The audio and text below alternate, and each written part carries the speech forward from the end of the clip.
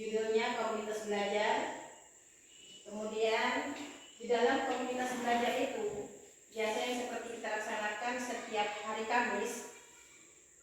Kita sudah melaksanakan beberapa bulan yang lalu tentang masalah komunitas belajar kita ini. Nah, di mana di dalam komunitas belajar ini tentunya kita sudah ada yang tahu, barangkali masih ada juga yang ragu-ragu. Apa sih komunitas belajar itu? Nah, kalau kita mendengar sekali lewat komunitas belajar, komunitas itu artinya sekumpulan ya Bapak Ibu.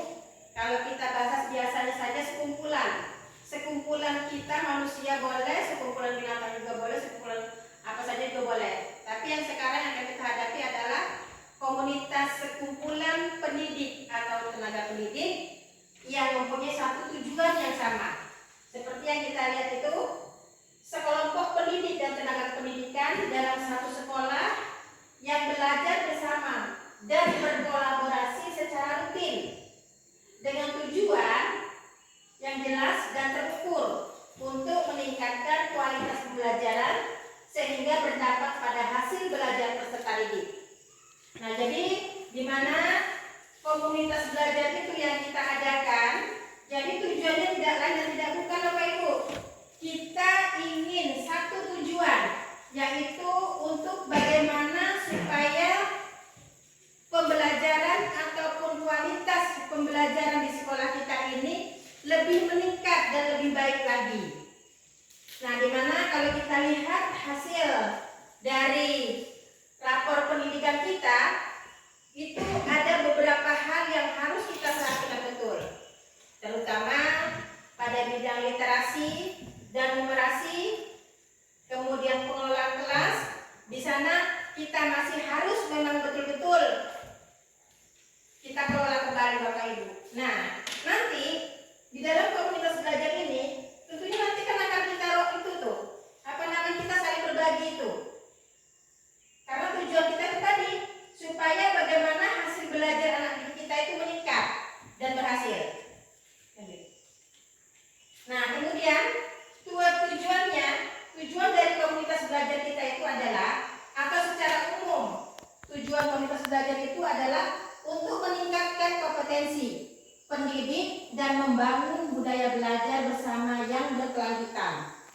Nah, jadi dari komunitas belajar itu kita nanti akan belajar Bapak Ibu.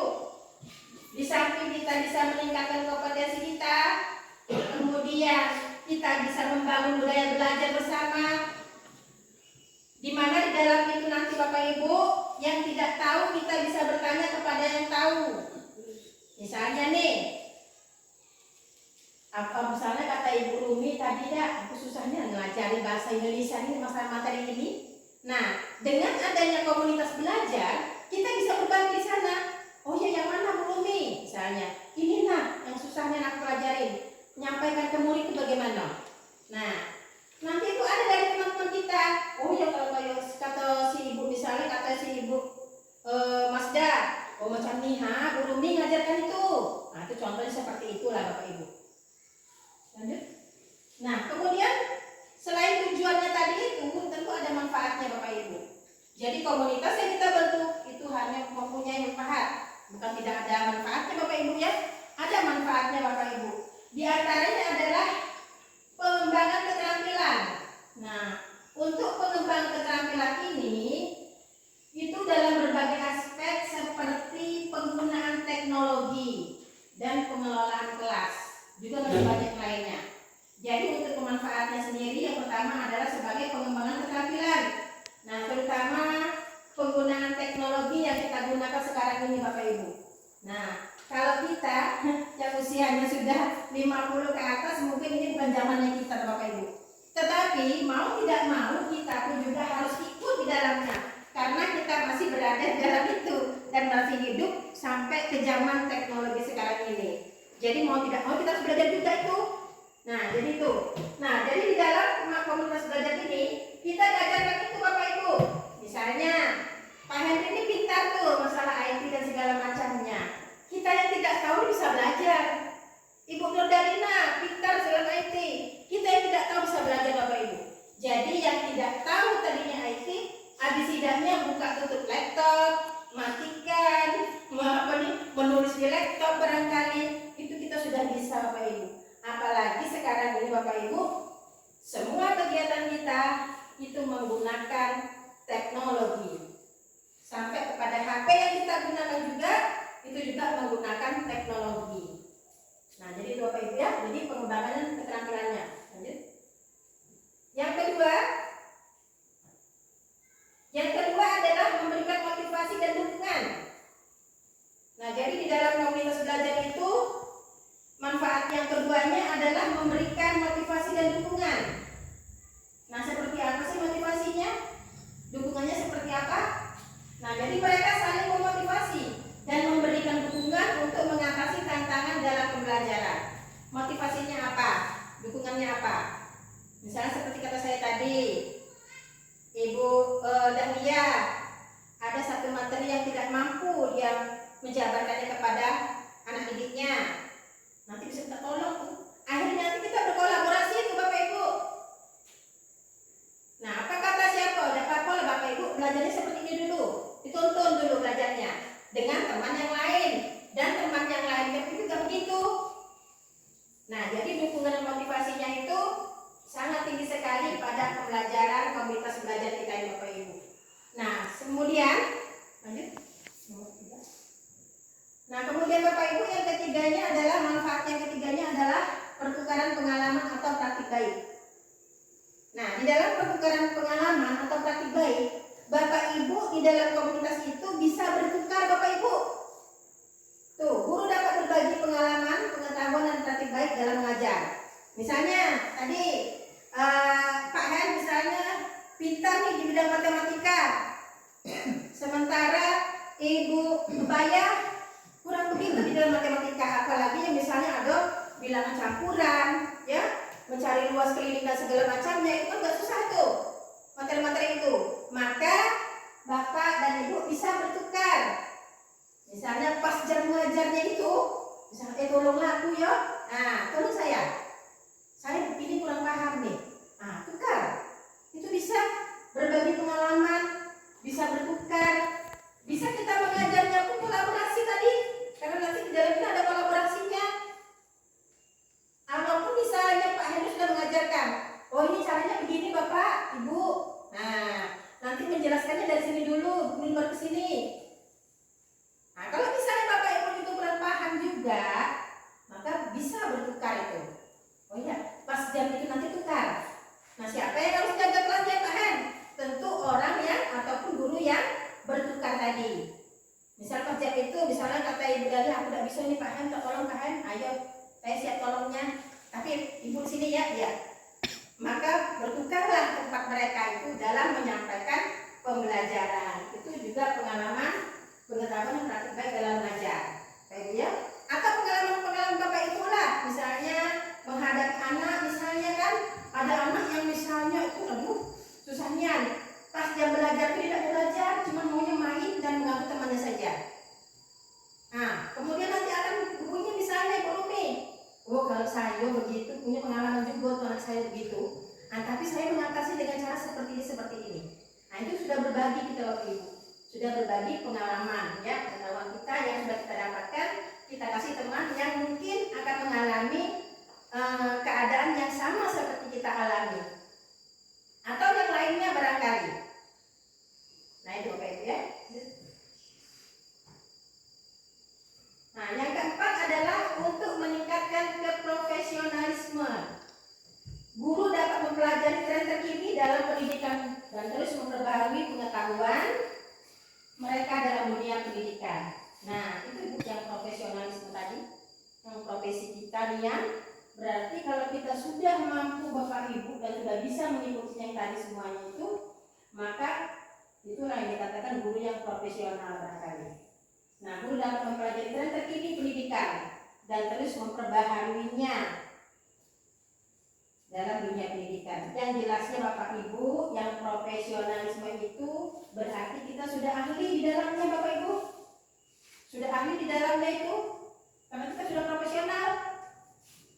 Nah, tapi jelasnya kita semua harus belajar. dan belajar itulah. Yang namanya belajar itu Bapak Ibu sampai mati kita tetap belajar. Bapak Ibu ya. Nah tadi jadi sesuailah tadi itu semuanya Bapak Ibu. Yang sampai nomor 4 ini Bapak Ibu, sampai ke nomor 4 ini manfaat dari komunitas belajar kita itu sampai ke nanti ada kolaborasinya Bapak Ibu. Nah jadi saya harapkan kepada Bapak Ibu, kalau nanti kita pas jamnya dengan komunitas belajar kita, maka di sanalah kita Bapak Ibu tunjukkanlah apa kelebihan dan kekurangan kita. Mari sama-sama kita pelajari dan sama-sama kita berusaha untuk meningkatkan. Yang tujuannya tadi Bapak Ibu, untuk keberhasilan anak didik kita dan proses pembelajaran. Lanjut ya. Habis. Nah, yang kelima adalah kolaborasi. Nah, kolaborasi ini Bapak Ibu, kita mempromosikan kolaborasi antara sesama guru dalam mengembangkan kurikulum, merancang kegiatan pembelajaran dan mengatasi masalah. Nah, di dalam kolaborasi ini Bapak Ibu banyak sekali yang harus bisa kita lakukan Bapak Ibu. Sampai kepada kita membuat PPT, kita membuat belajar kita, RPP kita, silabus kita, dan semuanya bisa kita lakukan di dalam komunitas belajar dengan berkolaborasi. Misalnya apalagi sekarang kurikulum merdeka Bapak Ibu, mungkin itu adalah kurikulum baru bagi kita yang semuanya kita pun juga belum lancar betul. Apa itu ATP, apa itu tujuan pembelajaran dan segala macamnya. Saya juga kadang lupa Bapak Ibu urutannya, ya Bapak Ibu ya. Nah di sana kita bisa itu di dalam berkolaborasi kita bisa tuh. Wah, aku ini sudah sampai sini ATP aku. Nah ini aku begini, oh ini aku begini. Nah, jadi kita bisa saling bekerja sama Bapak Ibu di sana. Jadi kolaborasi itu artinya kerjasama, bercampur kita di sana memecahkan satu permasalahan pengetahuan. Nah, kira-kira sampai di sini ada yang Bapak Ibu mau tanyakan pada saya? Silakan. Habis ya? Silakan Bapak Ibu. Ada yang ditanyakan? Pak Hen? Sudah lihat? Ada yang mau ditanyakan? Silakan Bapak Ibu tanyakan. Sudah lihat Bu Mas Dah? Yang kanan ini, Iya. yang kanan contoh. Contoh yang mana? Motivasi dan dukungan. Motivasi dan dukungan. Motivasi dan dukungan. Maksudnya contohnya? Ya. Motivasi dan dukungannya misalnya nih Bapak Ibu ya. Tadi di sana dilihatkan motivasi nomor 3. Nah, ini nomor 2. Untuk motivasi dan dukungan Bapak Ibu, kita memberikan itu mereka saling memotivasi dan memberikan dukungan untuk mengatasi tantangan dalam pembelajaran.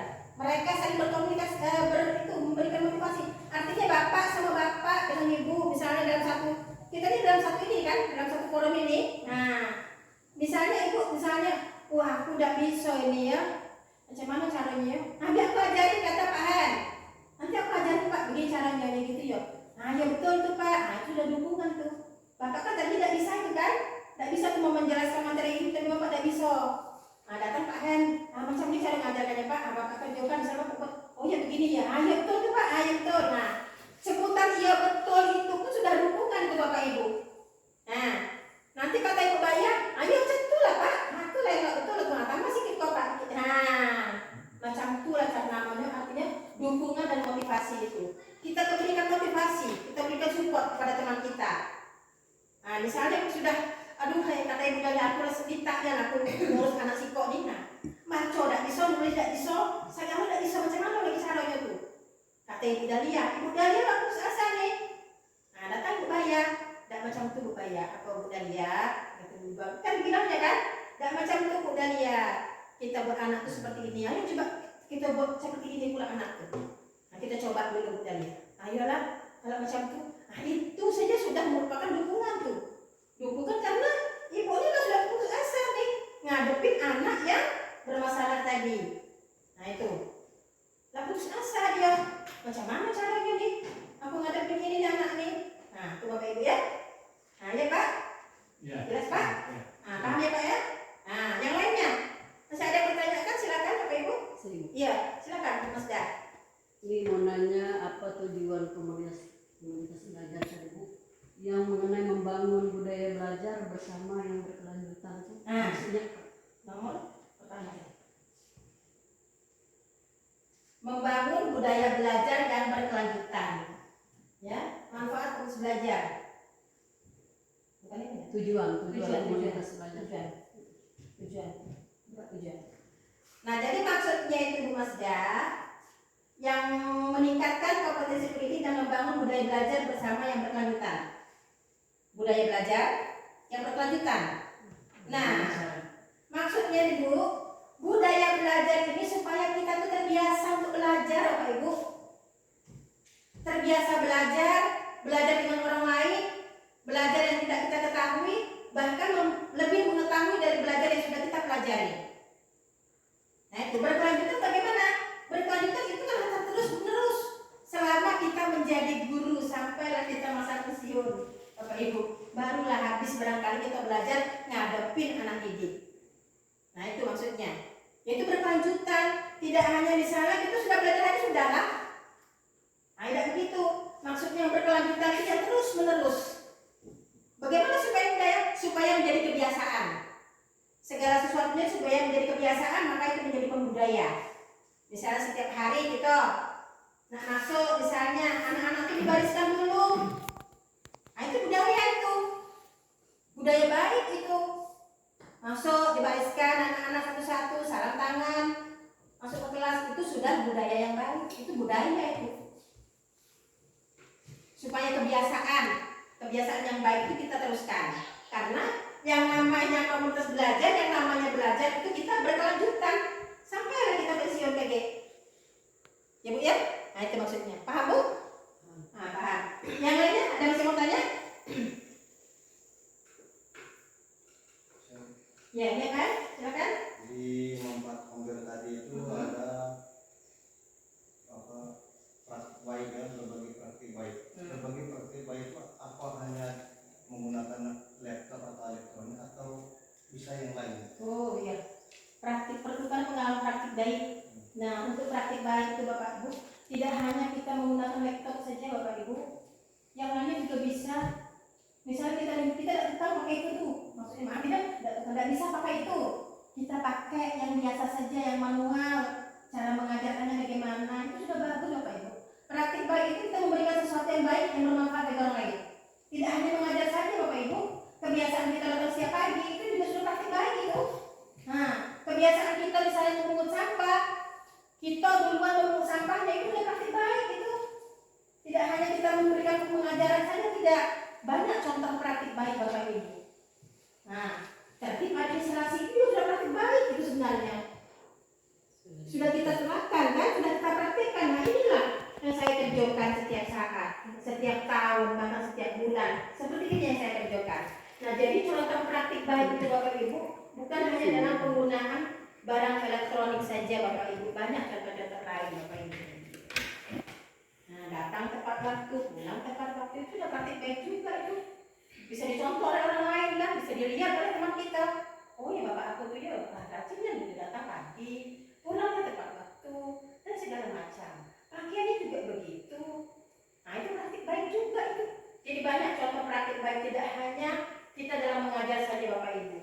Apalagi di dalam mengajar, tentu lebih banyak lagi. Ya Bapak Ibu ya? Paham kan? Nah. Yang lainnya masih ada yang mau tanyakan? Masih ada Pak? Ibu? Kalau tidak ada, kita tutup. Ya. Kalau tidak ada lagi, baik, saya akan simpulkan Bapak Ibu. Nah, jadi Bapak Ibu, kesimpulannya atau rangkuman dari penjelasan komunitas belajar saya tadi adalah tujuan utamanya adalah untuk membiasakan, membudayakan tadi. Bagaimana kita berbagi praktik baik terhadap sesama teman kita, bahkan terhadap orang lain. Yang tujuan utamanya adalah untuk meningkatkan hasil belajar anak kita. Itulah tujuannya Bapak Ibu. Tak lain tak bukan, apa yang kita lakukan sekarang ini tujuannya adalah untuk meningkatkan hasil belajar anak didik kita. Kalau di tahun ini rapor pendidikan kita ada 2 yang mencolok niat, maka di tahun yang akan datang bagaimana usaha kita di dalam komunitas belajar itu supaya literasi, numerasi itu yang 3 tadi saya sebutkan tadi, yang jelasnya literasi, numerasi itu supaya berwarna lain selain dari merah. Nah itu tujuannya itu saja Bapak Ibu. Bapak Ibu ya. Jadi itulah kesimpulan kita Bapak Ibu di dalam penjelasan saya masalah komunitas belajar ini, di mana semuanya itu adalah kembali kepada diri kita masing-masing Bapak Ibu, niat kita, tujuan kita, bagaimana supaya hasil belajar kita nilainya akan lebih meningkat daripada yang sudah. Baik Bapak Ibu, mungkin hanya ini yang dapat saya sampaikan pada kesempatan pagi ini. Lebih kurang saya mohon maaf, jika ada kesalahan saya mohon maafkan, dan segala kekurangannya mohon ditambahkan supaya itu menjadi lebih sempurna lagi. Akhir kalam saya sudahi dengan wabillahi taufiq wal hidayah. Wassalamualaikum warahmatullahi wabarakatuh. Waalaikumsalam.